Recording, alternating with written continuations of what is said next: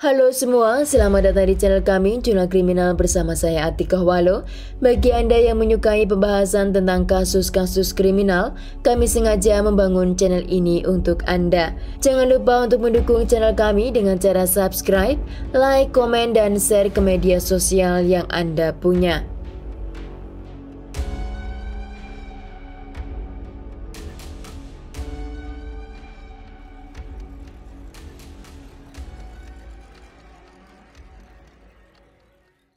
Kasus hari ini terjadi di Praia do Sul Laguna Imbituba di Santa Catarina, negara Brasil. Dan kasus ini terjadi pada bulan November pada tahun 2021. Seorang wanita cantik yang bernama Amanda Albac Silva, dia berusia 21 tahun saat kejadian. Amanda saat itu tinggal bersama ibu, kakak laki-lakinya, dan anak perempuannya yang berusia 2 tahun di wilayah metropolitana di Curitiba. Amanda dikenal sebagai anak yang sangat dekat dengan keluarganya, dan walaupun dia menjadi ibu muda, dia sangat menyayangi anaknya. Saat kejadian, Amanda adalah single parent untuk anak perempuannya, dan dia juga sangat menyukai tato dan juga pendukung berat football tim dari Paranesi. Saat Amanda berusia 10 tahun, dia melihat kejadian yang membuatnya sangat trauma, yang dimana Amanda menyaksikan kakak perempuannya yang bernama Francieli. Dia saat itu berusia 23 tahun, dan kakak laki-lakinya yang bernama Guilherme, dia berusia 11 tahun. Mereka berdua dieksekusi dengan dihujani peluru di dalam rumah mereka. Kasus pada tahun 2011 itu terjadi karena pasangan Francieli terlibat dengan kartel bandar narkoboy. Hingga pasangan Francieli yang ingin balas dendam masuk ke dalam rumah keluarga Amanda karena mereka tahu jika Francieli tinggal di sana. Malam naas itu, para eksekutor menyerbu rumah keluarga Amanda dan menembak Francieli. Namun malam itu, Guilherme yang sedang tidur di kamar, dia terbangun karena mendengar suara tembakan di kamar kakaknya.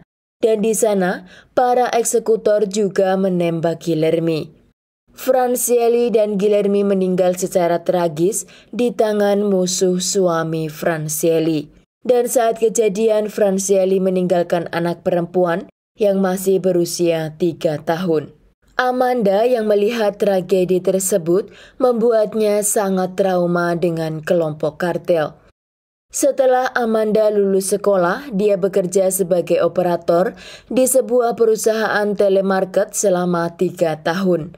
Setelah itu, Amanda pindah kerja menjadi promotor penjualan di bidang marketing. Di suatu kesempatan, Amanda diundang ke pesta ulang tahun oleh sahabatnya yang bernama Dayani. Dan pesta tersebut digelar di sebuah rumah di daerah Jurerê Internasional, yang dimana area tersebut adalah wilayah orang-orang kelas atas di kota Florianopolis. Amanda berharap jika pesta di sana itu, selain menghilangkan penat dari kesibukan kerjanya, juga akan membuka peluang bisnis untuk mempromosikan produk-produk yang dia tangani. Sedang Dayani sendiri yang mengajak ke pesta, dia tinggal di daerah Imbituba, Santa Catarina, di rumah suaminya. Amanda sangat dekat dengan Dayani, karena mereka pernah tinggal serumah ketika Dayani masih bekerja di tempat yang sama dengan Amanda, di daerah Fazenda Rio Grande. Oleh karena itu, Amanda pun menyetujui ajakan sahabatnya untuk pergi ke pesta, beserta suami Diana yang bernama Douglas. Dia berusia 37 tahun, dan adik laki-laki Douglas, dia bernama Victor yang masih berusia 21 tahun. Pada tanggal 12 November pada tahun 2021, Amanda keluar dari rumah ibunya dengan naik Uber menuju ke rumah Dayani, yang dimana dia akan tinggal di sana sampai pada hari Minggu. Karena pada hari Sabtu dia akan menghadiri pesta tersebut. Setelah beberapa hari Amanda berada di rumah Dayani, pada hari Sabtu mereka berempat naik Uber ke tempat pesta. Di pesta tersebut, karena di sana adalah kalangan elit, maka tidak ketinggalan pesta melibatkan miras dan juga substans lainnya. Dalam acara party, Amanda menggandeng Victor seperti kekasihnya, dan mereka sangat menikmati acara tersebut. Amanda pun juga mengunggah foto-foto di sosial medianya hingga pada tanggal 13 November, di mana dia berada di pinggir pantai. Pada tanggal 15 November, pada hari Minggu malam Senin, tepatnya jam 8.40, Amanda mengirimkan pesan suara kepada keluarganya. Di sana, Amanda mengatakan jika dia baru saja mendapat Uber dan akan menempuh perjalanan pulang dan kemungkinan tengah malam akan sampai di rumah. Amanda mengirimkan pesan tersebut karena dia adalah tipe orang yang sangat bertanggung jawab dengan keluarganya dan dia juga tidak pernah jauh dari anak semata wayangnya. Amanda selalu memberikan kabar kepada ibu dan anaknya tentang apa yang dia lakukan. Menurut ibu dan kakak Amanda, malam itu mereka menunggu Amanda hingga tengah malam. Namun ketika handphone Amanda dihubungi, sepertinya Amanda sudah mematikan handphonenya. Keluarga Amanda sangat mengkhawatirkan perjalanan juga keadaan Amanda yang seharusnya dia sudah datang. Keesokan harinya, keluarga Amanda mencoba menghubungi Dayani, namun nomor Dayani juga tidak bisa dihubungi. Ibu dan kakak Amanda mendatangi tempat kerjanya untuk mencari informasi jika ada temannya yang tahu tentang apa yang terjadi dengan Amanda. Namun semua orang yang mengenal Amanda tidak mengetahui apa yang terjadi dengannya dan di mana keberadaan Amanda. Setelah beberapa hari, keluarga Amanda tidak mendapat informasi, juga tidak bisa menghubungi Amanda juga Dayani. Akhirnya, ibu Amanda melaporkan hilangnya Amanda ke kantor polisi. Kakak Amanda memutuskan untuk berhenti kerja dan menemani ibunya dalam pencarian Amanda. Karena ibu Amanda masih sangat trauma setelah kedua anaknya menjadi korban kartel, dan kini dia tidak tahu di mana keberadaan Amanda. Beberapa hari dalam pencarian itu, anak Amanda yang berusia 2 tahun diserahkan kepada ayah kandungnya. Sedang ibu dan kakak Amanda juga pihak kepolisian mencari dan menelusuri jejak Amanda di sosial media, juga mencari informasi kepada teman-teman Amanda. Polisi yang melacak handphone milik Amanda, di mana terakhir dia menggunakannya, dan polisi melihat lokasi bahwa handphone tersebut di area pinggiran pantai di Laguna. Dan karena keluarganya mengatakan kepada polisi bahwa Amanda pergi dengan Dayani, maka polisi pun mencari keberadaan Dayani. Namun dalam waktu seminggu, tidak ada yang bisa menghubungi Dayani. Polisi mendapat informasi setelah penelusuran panjang tentang Dayani dan Amanda, yang dimana ada seseorang melaporkan jika Dayani dan suaminya terlihat di kota Canoas, wilayah Porto Alegre, yang dimana polisi mendapati Dayani berusaha melarikan diri bersama 2 orang laki-laki. Karena kecurigaan tersebut, Dayani dan suaminya juga Victor dibawa ke kantor polisi untuk dimintai keterangan. Di ruang interogasi, Dayani mengatakan bahwa dia tidak melarikan diri. Namun dia telah kehilangan handphonenya dan dia belum bisa membeli handphone baru. Ketika polisi menanyakan tentang keberadaan dan keadaan Amanda, Dayani mengatakan jika pada tanggal 15 pagi pada hari Minggu itu, dia mengantarkan Amanda ke dekat supermarket di mana dia akan mencari Uber untuk pulang. Dan di sana Dayani mengatakan jika dia tidak menunggu Amanda hingga dia naik Uber karena dia ada janjian dengan orang lain. Maka dia tidak tahu ciri-ciri mobil atau sopir Uber yang membawa Amanda pulang.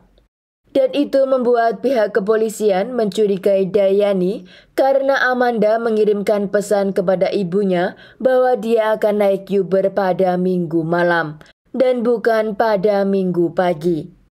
Begitu juga polisi mencurigai jika pesan suara yang Amanda kirimkan kepada ibunya tidak seperti dia berada di dalam mobil atau berada di dalam rumah. Karena terdengar di belakang suara tersebut terdapat angin yang sangat kencang. Dayani dan Victor mengatakan jika mereka tidak tahu keberadaan Amanda setelah dia keluar dari rumahnya. Di ruang lain, Douglas suami Dayani mengatakan jika Amanda telah meninggal dunia dan dialah yang bertanggung jawab atas semua itu. Di ruang interogasi, Douglas menjelaskan bahwa setelah pesta selesai dan mereka berempat pulang ke rumah. Keesokan harinya, Douglas mencurigai jika Amanda adalah mata-mata dari salah satu organisasi kriminal terbesar di daratan Amerika Selatan dan khususnya Brazil, karena Amanda mengambil beberapa foto senjata api yang dia temukan di rumah Douglas dan juga mengambil foto beberapa barang milik Douglas, yang dimana Douglas adalah kelompok kartel bandar narkoboy. Dia memiliki senjata api dan barang-barang yang siap diedarkan, dan foto itu menurut Douglas, Amanda telah kirimkan ke beberapa grup WhatsApp-nya. Ketika Douglas mengetahui hal tersebut, dia langsung menyekap Amanda dengan lakban dan menyiksanya di dalam kamar. Di sana, Douglas memaksa Amanda untuk mengatakan siapa orang yang sedang mengawasinya dan kepada siapa dia mengirimkan informasi tentang dirinya. Namun Amanda tidak juga mau mengatakan apa yang Douglas tanyakan. Sehingga Douglas kehilangan kendali dan langsung memukuli wajah Amanda di atas tempat tidur. Setelah seharian Amanda menerima siksaan dari Douglas, pada malam harinya Douglas membawa Amanda masuk ke dalam mobil dan mereka menuju ke sebuah tempat di pinggiran pantai di Laguna. Di sana kondisi Amanda masih dalam keadaan terikat tangan dan kaki, juga mulutnya dilakban. Douglas membawa skup di bagasi mobilnya dan menyuruh Amanda untuk menggali lubang di pinggiran pantai di wilayah Laguna. Setelah lubang yang Amanda gali cukup dalam, Douglas menyuruh Amanda untuk mengirim pesan suara kepada ibunya. Dan Douglas menyuruhnya mengatakan kepada ibunya bahwa dia sedang dalam perjalanan pulang dengan naik Uber. Setelah Amanda mengirimkan pesan tersebut, Douglas dengan keterangannya bahwa semua itu dia lakukan sendirian tanpa bantuan dari Dayani atau adiknya yang bernama Victor. Douglas menutup lagi mulut Amanda dengan lakban, lalu dia menembak tepat di kepala Amanda sebanyak 2 kali. Setelah Amanda masuk ke dalam lubang yang telah dia gali, Douglas menutup lubang itu dan langsung meninggalkan tempat tersebut. Segera setelah itu, Douglas, Dayani dan juga Victor meninggalkan rumahnya di Imbituba dan melarikan diri ke wilayah Porto Alegre.